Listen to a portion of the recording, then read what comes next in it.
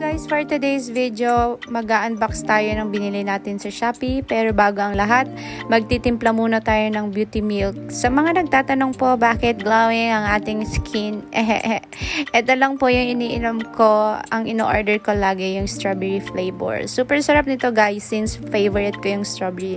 Nagustuhan ko yung lasa niya, super milky din niya.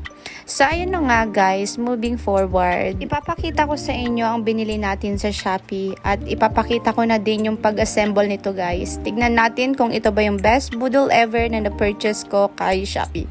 Since malapit na tayo mag-start sa work, kailangan natin na mag-invest ng mga gagamitin natin pantrabaho since naka-work from home setup tayo. Ewan ko ba guys, actually 4 years na akong nag-work from home. Hindi ko alam bakit ngayon lang ako nag-decision bumili ng upuan. Kung hindi ko pa naramdaman yung pananakit ng likod ko, di ako bibili. Hindi ko nga alam kung bakit naiwan yung table. Actually, dalawa kong pinagsabay na i-check out yung table and chair. Since excited ako, ito, i-assemble na natin yung upuan. Very easy lang siya i-assemble guys. Meron na ding instruction sa loob ng item, kaya madali na lang siyang buuin. At binili ko din siya sa halagang 1,145. Medyo carry na yung price, kaya sa mga nag-iisip bumili ng mga gamit pang work, bilhin nyo na guys para iwas sakit sa likod at batok.